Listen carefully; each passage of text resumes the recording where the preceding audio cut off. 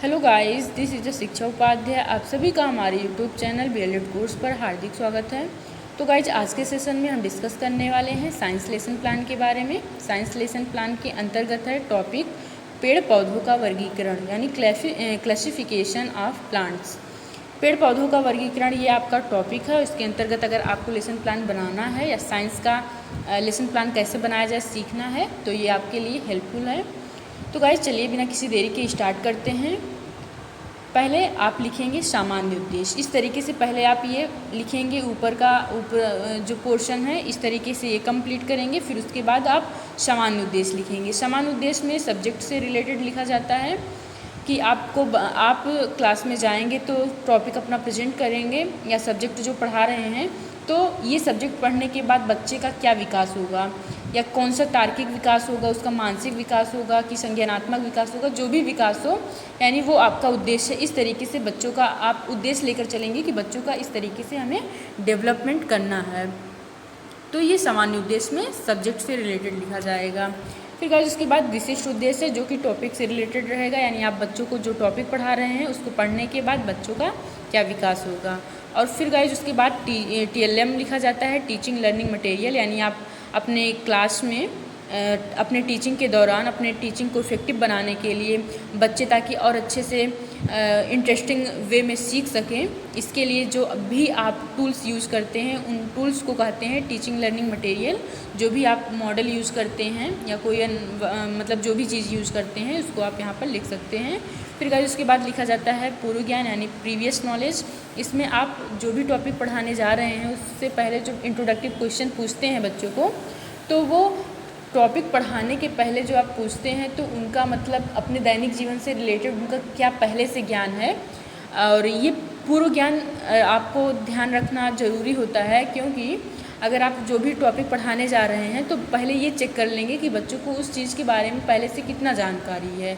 अगर उस बच्चे को जानकारी है तभी तो आप कंटिन्यू कर पाएंगे, क्योंकि आपको जो भी चीज़ सिखाना है बच्चे को वो पूर्व ज्ञान से जोड़कर सिखाना होगा। अगर आप पूर्व ज्ञान से जोड़कर सिखाएंगे तब बच्चे अच्छे तरीके से सीख पाएंगे और उनके माइंड में वो चीज़ स्टेबल रहेगी जो चीज़ आप सिखाने जा रहे हैं। तो पूर्व ज्ञान जानना ज़रूरी है। फिर उसके बाद अब आप इंट्रोडक्टिव क्वेश्चन यहाँ बच्चों से करेंगे और ये जो क्वेश्चन होते हैं ये उनके दैनिक जीवन से रिलेटेड होना चाहिए। फिर उसके बाद आप ये क्वेश्चन करेंगे कि जैसे कि आप यहाँ देख सकते हैं छात्राध्यापका क्रिया है, फिर उसके बाद छात्रण क्रिया है। पहले आप कहेंगे बच्चों से कि अपने आसपास के कुछ पेड़ पौधों के नाम बताओ, तो बच्चे कहेंगे गुलाब, नीम, आम, तुलसी आदि पेड़ पौधे। तो इस तरीके से आप यहाँ देख भी सकते हैं कि ये बच्चों के दैनिक जीवन से संबंधित है। तो आपको जो क्वेश्चन करना है इंट्रोडक्टिव क्वेश्चंस में तो वो बच्चों के दैनिक जीवन से जुड़ा हुआ होना चाहिए, यानी बच्चे उसको अपने दैनिक जीवन में फील करते रहें, उसके बारे में उनको अच्छे से जानकारी रहे। फिर उसके बाद आप नेक्स्ट क्वेश्चन करेंगे कुछ लंबे वृक्षों के नाम बताओ। अब जैसे कि इतने चीज़ बता दिए हैं बच्चे, अब उसमें से आप कहेंगे कि इसमें से कुछ लंबे वृक्षों के नाम बताओ। तो बच्चे बताएंगे बरगद, नीम, पीपल, शीशम आदि लंबे वृक्ष हैं। फिर आप पूछ सकते हैं कि कुछ छोटे पौधे के नाम बताएं, तो बच्चे बताएंगे गुलाब, गेंदा, सूरजमुखी आदि छोटे पौधे हैं। फिर आप कहेंगे कि पेड़ पौधों के वर्गीकरण से आप क्या समझते हैं। हो सकता है बच्चा ना बता पाए, तो फिर आप यहाँ ऐसे भी लिख सकते हैं और फिर समस्यात्मक प्रश्न भी लिख सकते हैं। और यहाँ पर ये कोई ज़रूरी नहीं कि बच्चा बता ही ना पाए, बच्चा बता भी सकता है और हो सकता है ना ही बता पाए, चाहे जो भी हो। तो इस तरीके से इसके बाद आपको अपना क्लास में बच्चों को संबोधित करते हुए उद्देश्य कथन कहना है, स्टेटमेंट ऑफ एम, कि विद्यार्थियों आज हम विज्ञान विषय के अंतर्गत पेड़ पौधों का वर्गीकरण यानी क्लासिफिकेशन ऑफ प्लांट्स टॉपिक का विस्तारपूर्वक अध्ययन करेंगे। इस तरीके से आप बच्चों को संबोधित करते हुए कहेंगे। फिर उसके बाद आप क्लास में अपने टॉपिक को प्रेजेंट करेंगे और अपने फाइल में इस तरीके से आप लिखेंगे, हर एक चीज़ परिभाषा लिखेंगे। फिर उसके बाद बताएंगे स्थलीय पौधे क्या हैं, जलीय पौधे क्या हैं।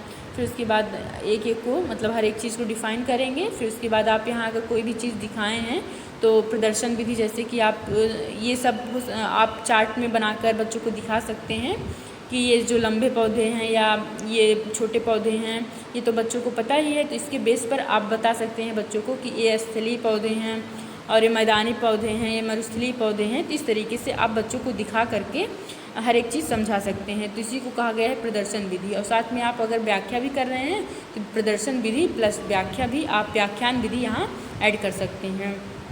फिर गाइस उसके बाद इस तरीके से ये कितना ज़्यादा इफेक्टिव लग रहा है, अगर आप अपने फाइल में इस तरीके से चित्र बना देंगे तो बहुत ही अच्छा जो भी आपका इंटर्नशिप होगा या जो भी एग्जामिनर आपके इस फाइल को देखेगा वो आपको अच्छे से नंबर भी देगा। और फिर गाइस इस तरीके से आप हर एक पॉइंट को आप एक्सप्लेन करेंगे, जो भी क्लास में आप प्रेजेंट करें हैं वो सब यहाँ लिखेंगे। और इसके नेक्स्ट पेज पर आप जो भी चित्र बनाए हैं बच्चों को दिखाने के लिए वो उसका छोटा सा मॉडल या छोटा सा पिक्चर यहाँ पर भी आप बना दीजिए, ताकि और भी अच्छा आपका ये फाइल लगे। तो इस तरीके से आप बना सकते हैं। और फिर लास्ट में आप बच्चों से पूछेंगे बोधात्मक प्रश्न। बोधात्मक प्रश्न इसलिए पूछे जाते हैं ताकि बच्चों से प्रश्न पूछकर पता लगाया जा सके कि बच्चे जो हम सिखा रहे हैं वो सीख रहे हैं कि नहीं, और अगर सीख रहे हैं तो कितने सीमा तक सीख पाए हैं। अगर बच्चे सीख ले रहे हैं तब तो बढ़िया है, और अगर बच्चे नहीं सीख पाए हैं तो इसका मतलब आपके टीचिंग में कुछ डिफेक्ट है। तो उस डिफेक्ट को दूर करने के लिए आप अपने टीचिंग में सुधार लाएंगे, और फिर उसके बाद अपने टीचिंग में परिवर्तन करने के बाद बच्चों को सिखाएंगे, और तब तक सिखाएंगे जब तक बच्चे समझ ना जाएं।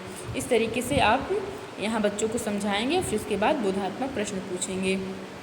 फिर श्यामपटकार आप लिखने के बाद अपने पेज में, जैसे कि अगर आप फाइल बनाए हैं तो उसके बाएं पृष्ठ पर इस तरीके से आप लिख सकते हैं, मतलब चिपका सकते हैं, ताकि पता चले कि आप ब्लैक बोर्ड का यूज किए हैं। फिर उसके बाद आप निरीक्षण कार्य लिखेंगे, इंस्पेक्शन वर्क, यानी आप जो भी देखे ओखे हैं वो सब लिखेंगे। फिर उसके बाद पुनरावृत्ति प्रश्न है। पुनरावृत्ति प्रश्न आप जैसे रोलर बोर्ड अगर आपको मिला होगा आपके स्कूल कॉलेज की साइड से, तो उस रोलर बोर्ड पर आप पहले से भी लिख कर जा सकते हैं कि बच्चों से इस तरीके से हमें पूछना है, और आप एक एक बच्चे को उठा करके वहाँ, मतलब एक एक बच्चे को खड़ा करेंगे और बुलाएंगे बोर्ड के पास कि बच्चे आएँ और अपना हर एक चीज़ जो भी आप लिख कर गए हैं उसका आंसर दें। अगर बच्चे समझ में नहीं आ रहा है तो आप समझाएंगे, और ऐसे कर करके बाकी सभी बच्चों को समझाना है आपको।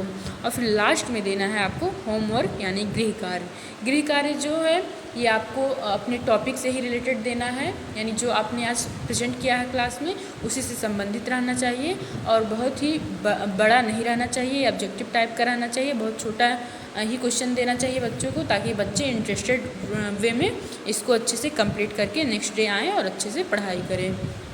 तो गाइज ये था लेसन प्लान साइंस के अंतर्गत, और फिर मुझे आशा है आप लोगों को समझ में आया होगा। अगर समझ में आया है तो लाइक कीजिए, और चैनल पर पहली बार आए हैं तो सब्सक्राइब कर दीजिए, ताकि हर एक वीडियो का नोटिफिकेशन आपके पास सबसे पहले पहुंच सके। और अपने फ्रेंड सर्किल में भी शेयर कर दीजिए, ताकि ज़्यादा से ज़्यादा लोग इस लेसन प्लान से बेनिफिशियल मतलब लाभ उनको हो सके। तो चलिए गाइज मिलते हैं नेक्स्ट वीडियो के साथ। Thank you guys, thanks for watching.